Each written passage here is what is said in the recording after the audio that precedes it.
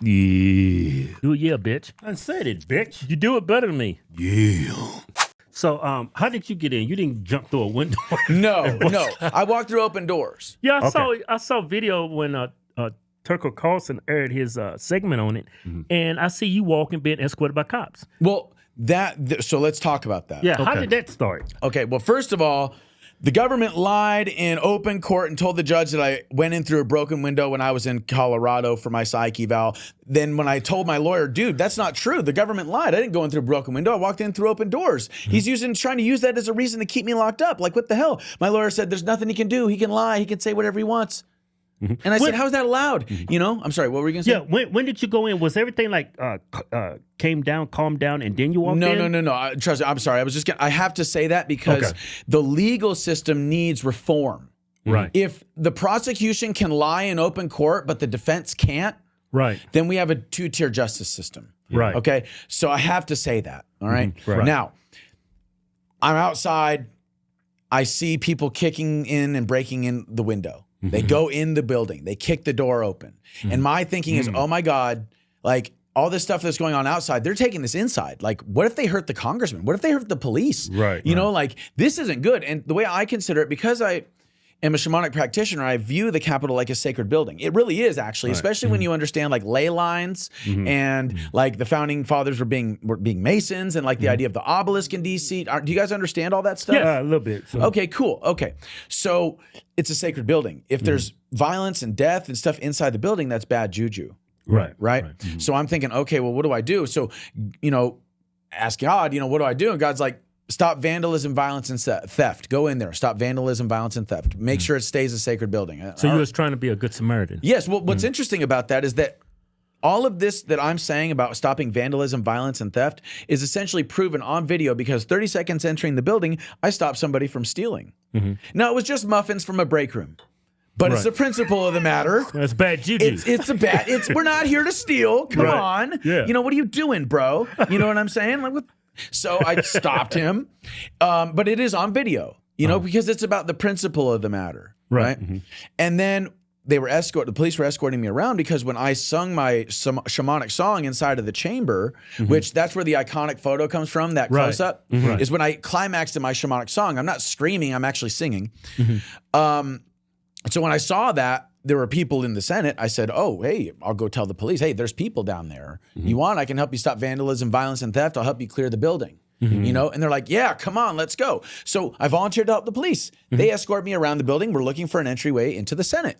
You see? So then we finally make an entryway into, and I realize, okay, the only place that I'm able to see the whole room is from the vice president's chair. So I'm going to sit in the vice president's chair. You know what I mean? And make sure there's no vandalism, violence, and theft.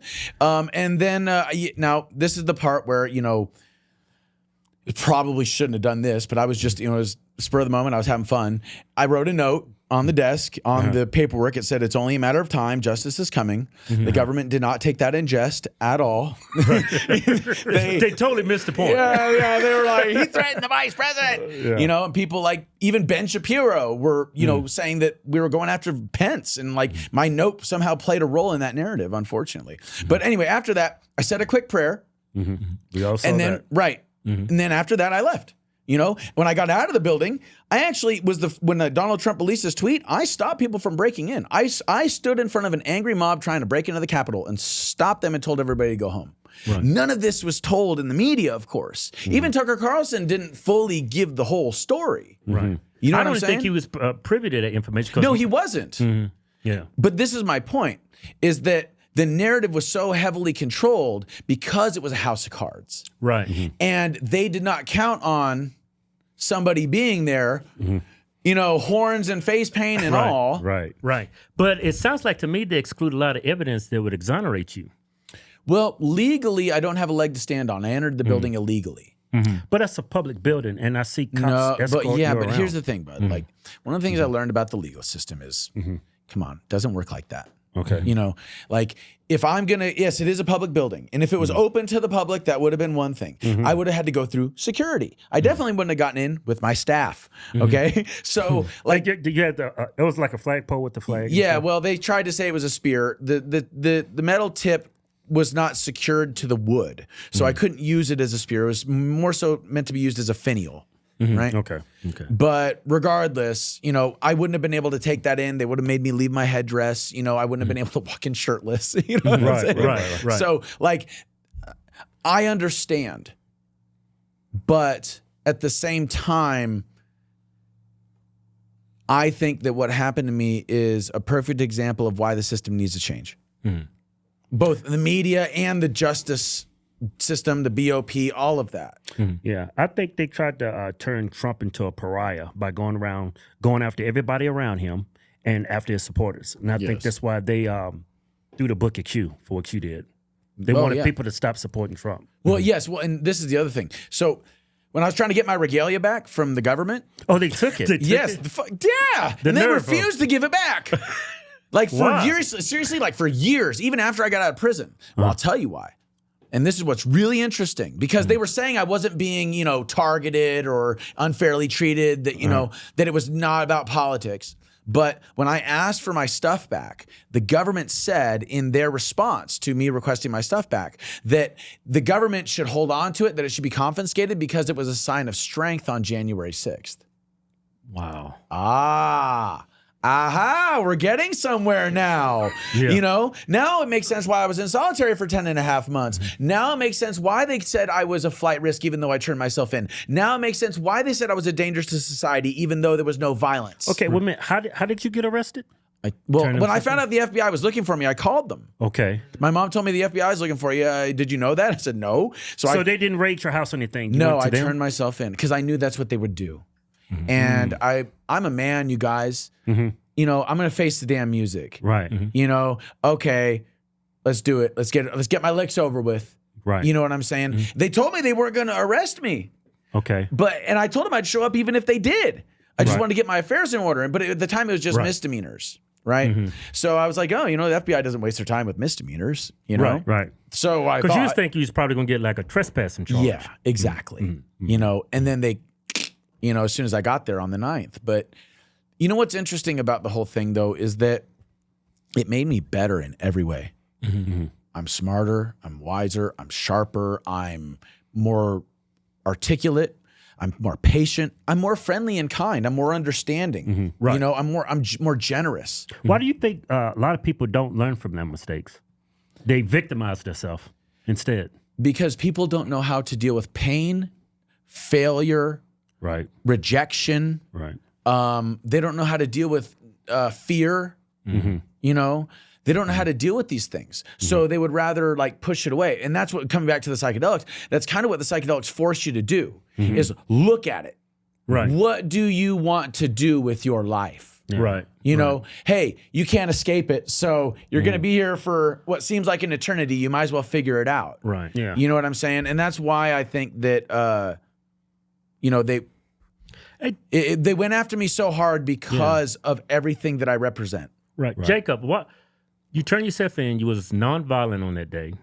I mean, you yourself thought it was only like criminal trespass. You didn't feel like you did anything that was like obscene or disgrace to that building. Felonious, Yeah. Well, it definitely isn't butt sex in the Senate. Right. You know what I'm saying?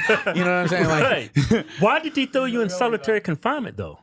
They said it was for COVID at first, and then they said it was for my safety because I was a high-profile case. But the thing is, when they transferred me to Oklahoma or to Colorado, I was in general population. Right. So only when I was in Alexandria, Virginia, was I in solitary, even though I requested several times to be out. And you guys, like 2 weeks of solitary. After that, it's considered torture. Shit, 1 day, 2 days after solitary confinement. To the neurological system, it's the exact same thing as being sleep deprived and starved. Right. Yeah. Like I've heard all these stories of people who were pled guilty to something that they didn't do.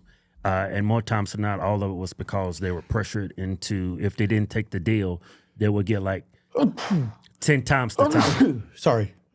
Yeah. I'm sorry. Go ahead. Yeah, but they tell these stories like they pled guilty because they were pressured into doing it. Because if they didn't plead guilty, instead of 2 years, I was looking at 20 years. So actually, I'm glad you brought that up.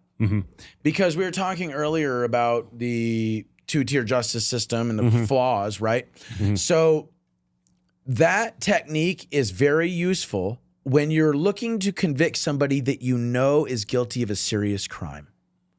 Okay? You come at them with a bunch of charges and you say, well, if you plead guilty to this one, then you'll get less of a sentence. Right. Okay? It's a way of saving the government time, money, energy, right? Good idea, especially with some of the people I met in prison. Okay? Right. But when it comes to people like me, really? Me? Right. Like, they strapped me to a chair when they put me in my first arraignment hearing. Like, when they slapped the felonies on me, I was strapped to a chair. Right. Wow. You know, why? Make you look guilty. Well, yeah, well, and also, like, it was a psyop. So coming into this idea of a psyop, let's come back to that. Psychological warfare. Yes, and trigger words mixed with trigger images to create an instinctual response in the subconscious brain, usually oriented around either fear of death or the desire to procreate. Yeah. Okay? In other words, sex sells and so does violence. Yeah, that's Right. why they call rifles assault weapons. They don't call them rifles. They call them assault rifles. Trigger word, Yeah, trigger trigger image, word, right? Okay. So they needed my image for their psyop to create the trigger image inside the building that was necessary for their psyop to come into fruition, that there was the worst day at the Capitol. Right, in because you American would be history. the perfect image of that. Right. But, you know. You like Braveheart going in that bitch. yeah, freedom. Well, you know, but the thing is, man, is that's how they saw it too. Right. And what's interesting about it is that by this, like the Streisand effect, by trying to destroy me, they actually made me a better person and stronger and gave me a bigger voice. Hey everybody, we just gave away that Camaro Yanko dish. Now we're giving this away. Win this Ford Lariat F-250 6.7 liter power-stroke turbo diesel with the moonroof. But not only do you get entered to win this, got a new year, got a new president, got a new giveaway. Hey, to celebrate our new president, one of the greatest presidents of all time, we giving away our 47 inauguration edition. This is a truck all the way, cast iron, bumper, fog lights. Look at the weight. Dogs Ram 2500 heavy duty. We the people. 47 edition. Got the president's seal on the back. I like this. It's black on black. If it was any blacker, to ask for reparations. Who's your two favorite black guys, huh? Go to officialhawktwins.com. Anything you buy from the site, get you automatically. Yeah. Enter the win. Yeah. No purchase necessary. Void where prohibited. See official rules for details. Yeah.